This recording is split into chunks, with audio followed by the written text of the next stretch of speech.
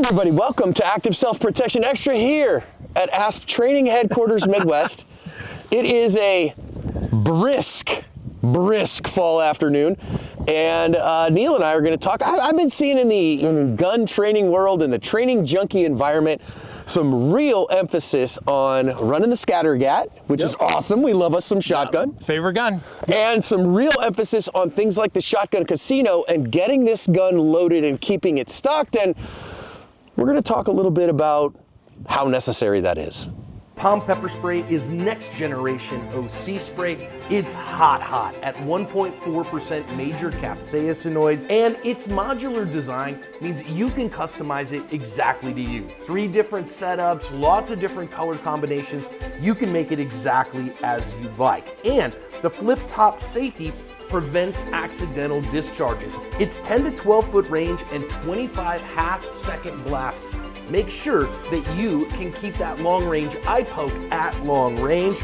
I trust Palm OC, and I recommend it for everyone for self-defense. Hey Neil, you want to hurt some bums? I guess we're gonna now. No, I don't want to. Listen, there's tons of reasons to shoot a shotgun, right? Yes, and all of them, most of them are good. I mean, we were just bird hunting all weekend long. Yeah. Had a blast, and guess what? When I'm out birding and we were out hunting pheasants, I might put a couple rounds down range, and I want to get that gun loaded back up again because I might get another bird flushed pretty quick. Exactly. Well, that's the thing. I think the reload in bird hunting is significantly different than the reload in defensive stuff, though. Sure. It's a big difference in, I think, where I carry the ammo, the way that I do it, what I'm thinking about at the time, and really what the rush is. And the rush for us in bird hunting is more birds might be coming up, and I have to be reloaded. I got to be ready to go. Exactly. So yeah, I think it's important in that aspect. And if our life depended on the food that we were shooting that day, we'd all be a lot skinnier. But we did get our limit. We did. It took us a little bit. But the reload is a different thing, and well. The other side of it is there's games and there's competition, and I take nothing away from that because I love competitions. And when I say games, that's not a derogatory remark at all. No. But it's a different game, and so there's different priorities there. But for me, I struggle to find the super importance to that. So competition, you're going to have to reload the shotgun, right? So that's when you'll see you'll see violin loads and stuff like that. You know what I mean? And you'll see the Michalek with that big old tube, where he's loading 8 at a time and those kinds of things. And that's two-hand, Yeah, and that's pretty cool. Like, I got no problem with that in the world. But our niche, what we're talking about here and what we talk with you about on the channel is defensive craft of firearms use, right? So the defensive use of firearms. So Neil has his Super Whamadine, a Vang Comp 1301, LTT Elite it started as, became a Vang Comp gun. We have here a Vang Comp 870, beautiful guns, defensive-minded shotguns, right? And one of the things, like if you go take Rangemaster Shotgun Instructor, great class, had a great time. You and I took it together. Yep, loved it. And one of the things you work on there is Shotgun Casino. And so you have 4 targets in front of you labeled 4, 1, 3, 2, and you have to, you load your shotgun with 4 rounds, and then you have to put 1 in number 1, 2 in number 2, 3 in number 3, and 4 in number 4. Well, that's 10 rounds, but you only have 4 rounds in the shotgun, and you have a capacity usually of 7. So at some point, you have to reload your shotgun, and your goal is to be able to do those 10 rounds in under 30 seconds.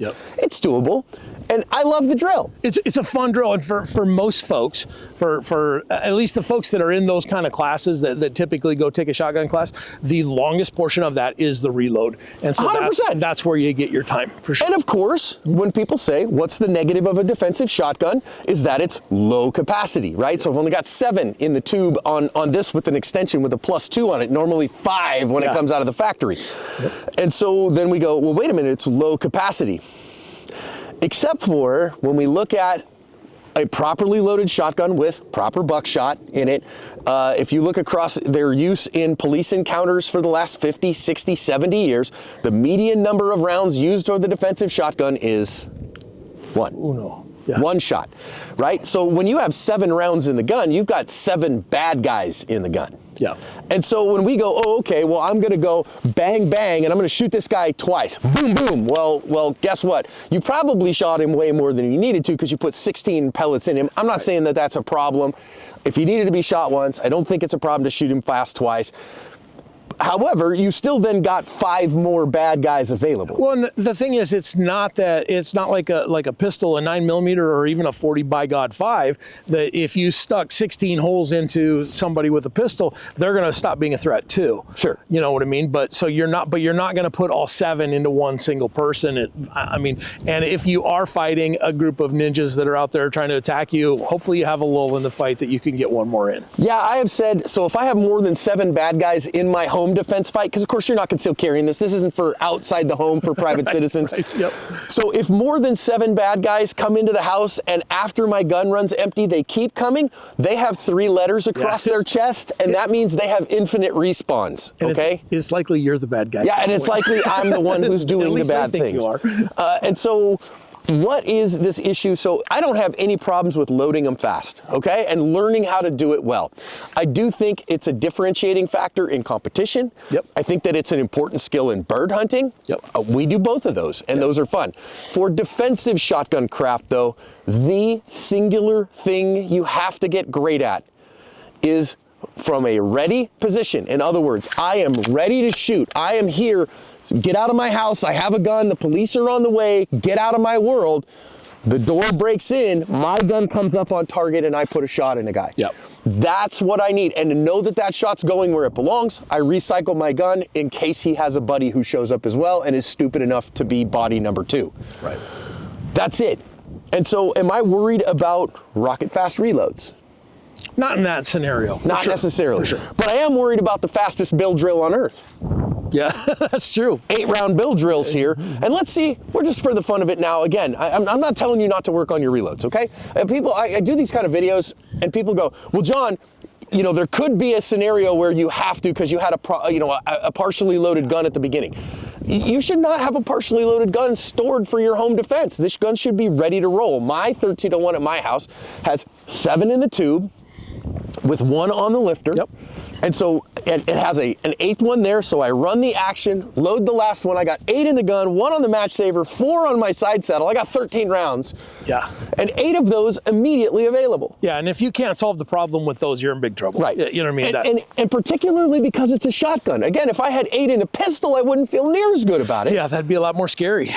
Even 8 in a defensive rifle, I wouldn't feel as good about it. 8 in a shotgun, again, median round count is 1. I've never seen somebody shot with buckshot that didn't just lie down and regret their life. Briefly. Very briefly. Yeah, because, yeah. So let's see what it takes, Neil, to do the most important thing, shall we? And we're besties, so we like to do this a little bit and see who can play a little bit more today. We've been out bird hunting a good bit this past weekend. That's not exactly a speed contest. You gotta wait for the bird to come to you, swing it correctly and all those. There's a lot of things there.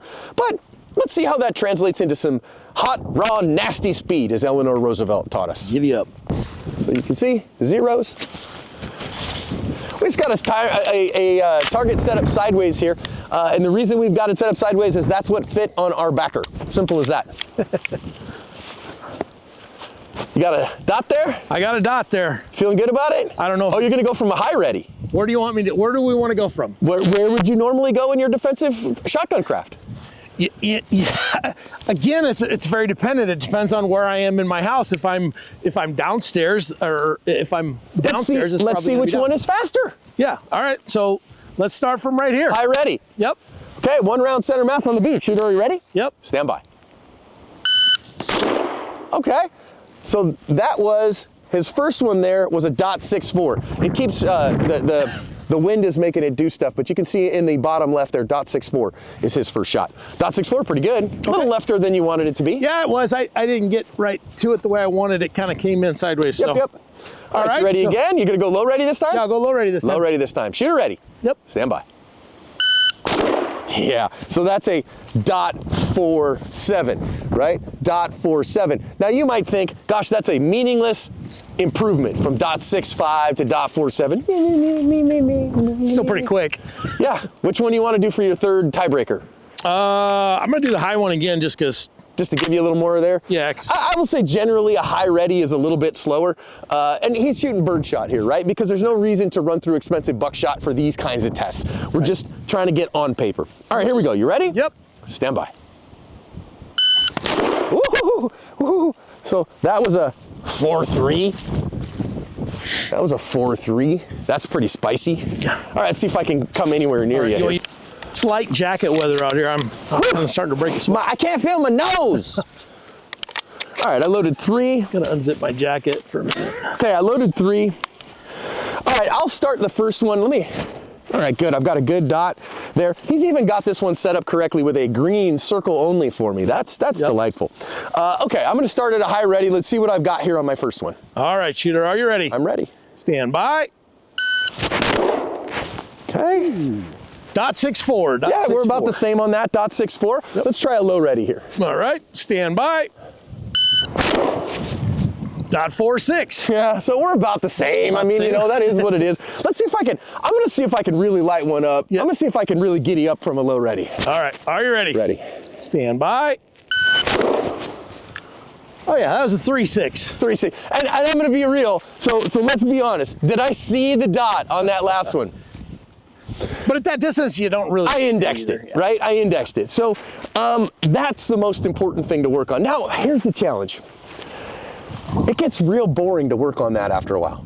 It does. Am I going to get faster than a .36? Because to respond to the auditory signal takes me .2 yep. or so, and then I'm just bringing the gun up, and do I have any more increments of improvement to work on here? Probably not.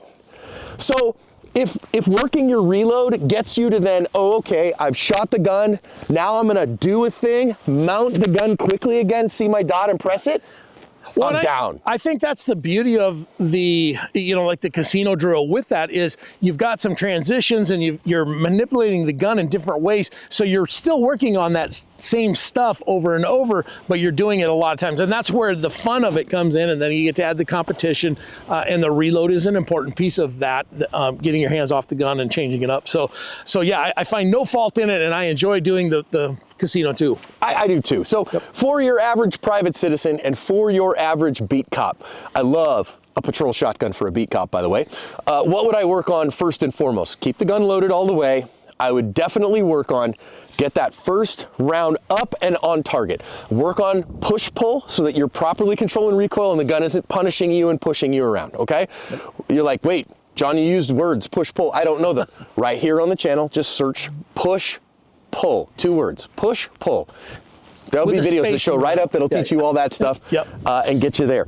Is it wrong to work on reloads? No, I just don't think it's a skill that you're going to use in a defensive gunfight. If you're gonna go compete, you need to be good at it. Absolutely. If you're gonna hunt birds, it doesn't suck. It doesn't suck. It makes your life better because you're ready for the next bird. Yep. For the defensive use of the shotgun, work that first round and making sure your push-pull is good and that you put the round where you want it to. That'll help. Good shooting today, bro. You too.